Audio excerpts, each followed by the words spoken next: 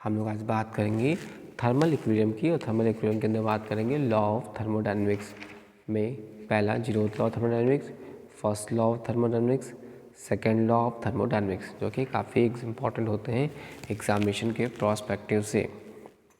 जब भी बात करते हैं थर्मल इक्विलिब्रियम की तो इसको हम लोग समझते हैं पहले कि when there are the variation in temperature from point to point of an isolated system, the temperature at every point first change with time. यानी आप देख सकते हैं यहाँ पर first change with time. This rate of change decreases and eventually stop when no further change are observe the system is said to be thermal equilibrium. तो यहाँ पे हम देखा कि थर्मल इक्विलिब्रियम की कंडीशन क्या है।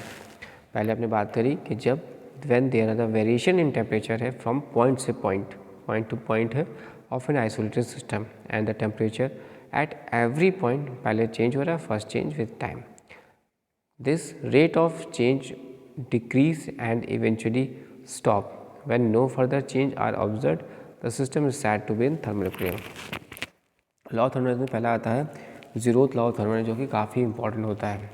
जीरोथ लॉ ऑफ थर्मोडायनेमिक्स की बात करते हैं तो ये लॉ ये कहता है कि जब दो बॉडी जो है वो are in thermal equilibrium, thermal equilibrium ने समझा क्या होता है। तो जीरोथ लॉ कहता है कि जब ये लॉ कहता है कि जब दो बॉडी जो है वो थर्मल इक्विलिब्रियम में है, किसके, थर्ड बॉडी के, तो वो भी क्या हो जाएगा, they are also in thermal equilibrium with each other. Zeroth law of thermodynamics कहता है कि ये लॉ कहता है कि जब दो बॉडी जो है वो आर इन थर्मल इक्विलिब्रियम है, तो किसके, थर्ड बॉडी के, तो ये भी आल्सो क्या हो जाएगा, थर्मल इक्विलिब्रियम में आ जाएगा।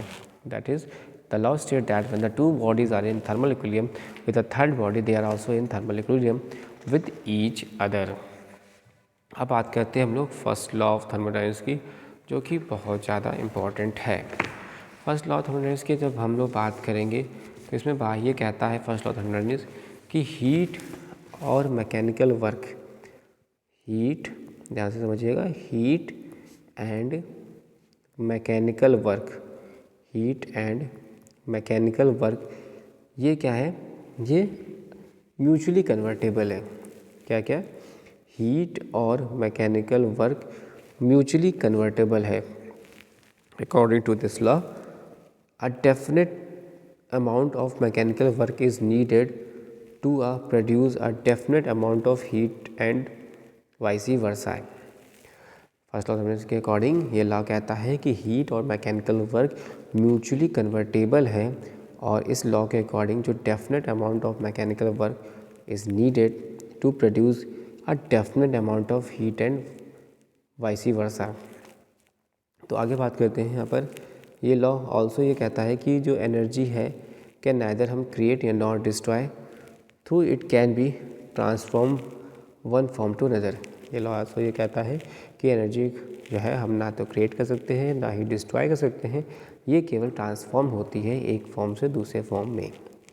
According to this law, energy due to heat supplied Q must be balanced by the external work done W plus the sign of gain in internal energy E due to rise in temperature. तो first law of क्या हो जाएगा, Q equal to heat supply equal to work done plus internal energy. This is the equation for first law of thermodynamics. तो आपको ध्यान रखना है Q equal to W plus E is the first law of thermodynamics according है, जिसमें कि ना तो हम एनर्जी को क्रिएट कर सकते हैं ना ही डिस्ट्रॉय कर सकते हैं। नेक्स्ट आते हैं सेकंड लॉ ऑफ थर्मोडायनेमिक्स, जो कि बहुत ज़्यादा इंपॉर्टेंट है। सेकंड लॉ ऑफ थर्मोडायनेमिक्स की जब हम बात करते हैं तो ये लॉ ये कहता है कि there is a definite time, there is a definite limit to the amount of mechanical energy which can be obtained from a given quantity of heat energy. Second law of thermodynamics ये कहता है कि जो there is a definite limit है to the amount of mechanical energy which can be obtained from a given quantity of heat energy. अब बात करते हैं अकॉर्डिंग टू क्लॉसियस स्टेटमेंट के अकॉर्डिंग कि लॉ ये कहता है कि it is impossible for a self acting machine working in a cyclic process. ये कहता है कि इट इज़ इम्पॉसिबल है for a self acting machine जो कि वर्किंग करता है इन साइक्लिक प्रोसेस में, to transfer heat from a body at a lower temperature to a body at a higher temperature without the aid of of an external agency.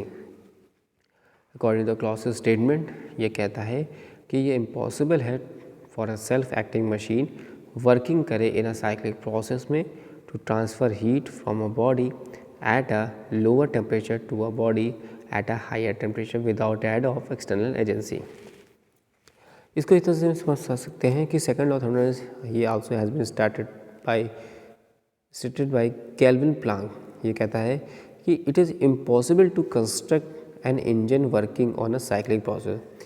ये असंभव है to construct करना an engine working on a cyclic process whose sole purpose is to convert heat energy into work, according to this statement. Second law of thermodynamics is sometimes called as a law of degradation of energy, यानी second law of thermodynamics को हम लोग law of degradation of energy भी कहते हैं। और Planck के statement के हिसाब से कि ये इम्पॉसिबल है टू कंस्ट्रक्ट करना एन इंजन जो कि वर्किंग करता है साइक्लिक प्रोसेस और जिसका सोल पर्पस है convert heat energy into work. Thanks for watching sharing.